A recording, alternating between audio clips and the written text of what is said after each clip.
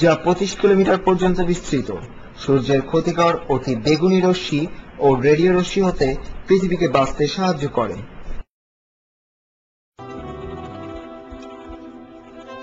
Ionosphere, যা পৃথিবী হতে প্রেরিত রেডিও ওয়েভ আবার পৃথিবীরই বিভিন্ন স্থানে প্রেরণ করতে সাহায্য করে, যা দ্বারা রেডিও ও টেলিভিশনের বিভিন্ন অনুষ্ঠান বিভিন্ন জায়গায় প্রেরণ করা সম্ভব হয় এবং যা দ্বারা তারবিহীন যোগাযোগও সম্ভব হয়। পৃথিবীর বায়ুমণ্ডলের স্তরের এই যে কাজ, যা বৈজ্ঞানিক দ্বারা এখন আবিষ্কৃত হয়েছে ও পূর্বেই কোরআনে বলা হয়েছিল, এবং যা প্রমাণ করে যে কোরআনই হল আল্লাহর বাণী।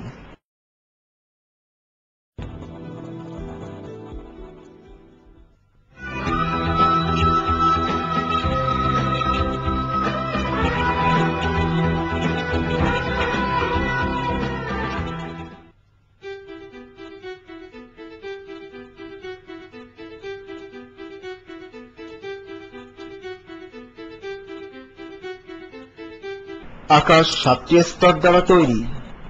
এটা হচ্ছে বিশ্ব ব্রহ্মাণ্ডের একটি সত্য, যা কোরআনে বর্ণিত রয়েছে।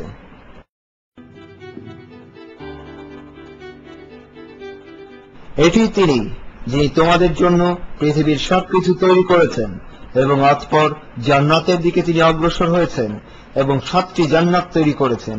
সবকিছু সম্পর্কেই তিনি অবগত।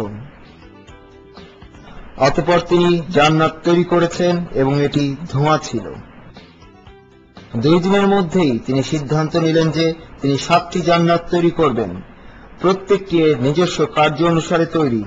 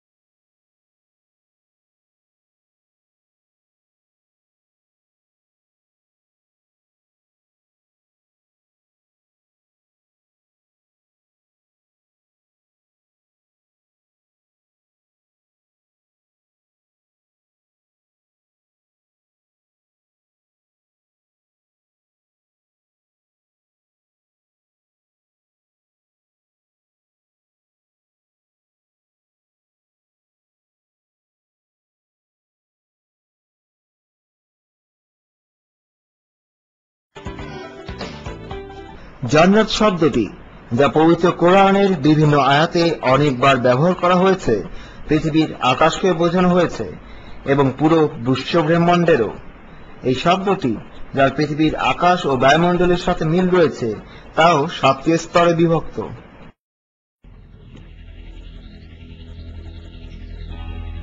যদিও বৈজ্ঞানিকভাবে এখন এটি প্রমাণিত যে পৃথিবীর বায়ুমণ্ডলে বিভিন্ন স্তর রয়েছে, যা একটি আরেকটির উপর অবস্থিত, বরং এটি এমনভাবে গঠিত ঠিক যেমনভাবে কোরআনে বর্ণিত রয়েছে এই 7টি স্তর সম্পর্কে।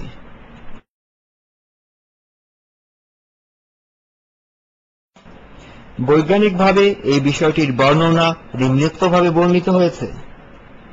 বৈজ্ঞানিকরা খুঁজে পেয়েছেন যে বায়ুমণ্ডল বিভিন্ন স্তরে রয়েছে। এই স্তরগুলো তারের চাপ ও বিভিন্ন গ্যাসের দ্বারা গঠিত, যা একটি অপরটি হতে আলাদা। যে স্তরটি, যা পৃথিবীর বায়ুমণ্ডলের সবচেয়ে কাছে অবস্থিত, তা হল ট্রপোস্ফিয়ার। এটি বায়ুমণ্ডলের ওজনের 90% দ্বারা গঠিত। ট্রপোস্ফিয়ারের উপরের স্তরটি হল স্ট্র্যাটোস্ফিয়ার। ওজোন স্তর হল স্ট্র্যাটোস্ফিয়ারের একটি অংশ, যা অতি বেগুনি রশ্মি থেকে রক্ষা করে। স্ট্র্যাটোস্ফিয়ারের উপরের স্তরটি হল মেসোস্ফিয়ার। মেসোস্ফিয়ারের উপরে থার্মোস্ফিয়ার অবস্থিত। আয়নিক গ্যাস দ্বারা এক ধরনের স্তর থার্মোস্ফিয়ারের মধ্যে অবস্থিত, যা হল আয়নোস্ফিয়ার। পৃথিবীর বায়ুমণ্ডলের সবচেয়ে বাইরের অংশ, যা 480 কিলোমিটার হতে 960 কিলোমিটার পর্যন্ত বিস্তৃত, তা হল এক্সোস্ফিয়ার। আমরা যদি এই স্তরগুলোকে ভালোভাবে গণনা করি তাহলে দেখতে পাই যে এই বায়ুমণ্ডল 7টি স্তরে বিভক্ত, যেভাবে কোরআনের আয়াতে বলা হয়েছে। এটি খুবই বিস্ময়কর ব্যাপার যে এই সত্য যা বিংশ শতাব্দীর আধুনিক যন্ত্রপাতি দ্বারা আমরা জেনেছি পবিত্র কোরআনে বর্ণিত হয়েছিল 1400 বছর পূর্বেই।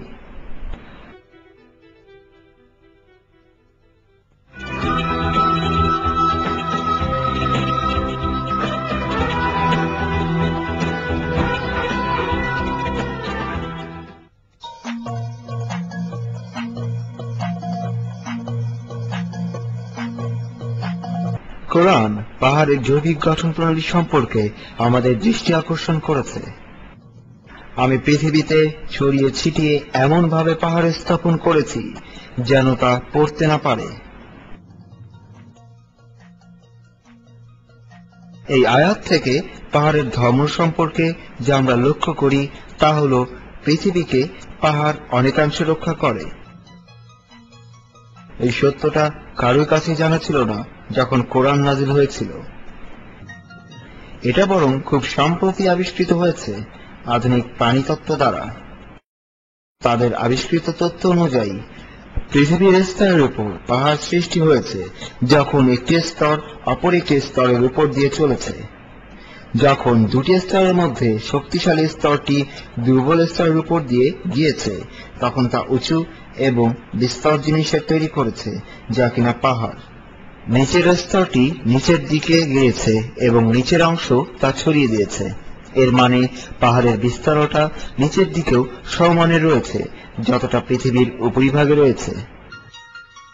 একটি বৈজ্ঞানিক তথ্যে পাহাড়ের গঠন প্রণালী নিম্নোক্তভাবে বলা হয়েছে। স্থলভূমির যে জায়গায় পাহাড় রয়েছে সেখানকার পৃথিবীর স্তর মোটা হওয়ার ফলে আশেপাশের অন্যান্য স্তর পৃথিবীর অভ্যন্তরে ডুবে যায়। কোরআনের একটি আয়াতেও পাহাড়ের এই ধর্মকে বোঝ হিসাবে তুলনা করা হয়েছে। আমি কি পৃথিবীকে বিছানা এবং পাহাড়কে তার উচ্চ শিখর করে বানাইনি? আরেক কথায় পাহাড় হচ্ছে পৃথিবীর স্তরের মধ্যে একটি সম্পর্ক যা অপরটিকে আটকে রাখতে সাহায্য করে, উপরের দিকে ও নিচের দিকে একই সাথে অগ্রসর হয়ে। এর দ্বারা তা পৃথিবীর স্তরগুলোর মাঝে এক ধরনের শক্ত বাঁধ স্থাপন করে যা বিচ্ছিন্নতা বা জায়গা থেকে চ্যুত হতে দেয় না। সংক্ষেপে আমরা পাহাড়কে লোহা বলতে পারি যা দুটি জিনিসকে আটকে রাখে। এই পাহাড়ের জোড়া লাগানোর ধর্মকে বৈজ্ঞানিক তথ্যে বর্ণনা করা হয়েছে যাকে বলা হয় আইসোস্টেসিস। আইসোস্টেসিস মানে হল পৃথিবীর উপরিভাগের স্তরের একটি সাধারণ ভারসাম্য যা পৃথিবীর নিচে মাধ্যাকর্ষণ শক্তি দ্বারা ধাবিত পাথরের চলাচল হতে সৃষ্টি। পাহাড়ের এইসব গঠন প্রণালী যা আধুনিক প্রাণীতত্ত্ব বা বৈজ্ঞানিক তথ্যে উপস্থাপিত হয়েছে অনেক যুগ আগে কোরআনে তা বলা হয়েছিল। আল্লাহর অসাধারণ সৃষ্টি তুলে ধরবার জন্য আমি পৃথিবীকে ছড়িয়ে ছিটিয়ে এমনভাবে পাহাড় স্থাপন করেছি যেন তা নড়তে না পারে।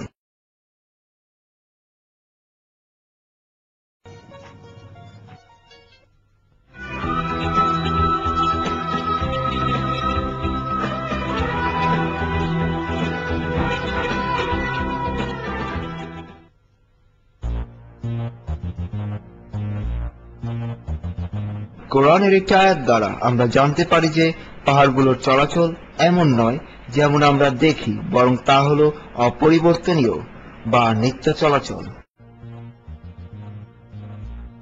তোমরা যখন পাহাড়কে দেখো একটি কঠিন পদার্থ রূপে যা মেঘের মতো ভেসে বেড়ায়, যা খোদার সৃষ্টির এক অতুলনীয় শিল্প, যিনি সবকিছু একদম পরিপূর্ণভাবে তুলে ধরেছেন, যিনি জানেন তুমি কি করো।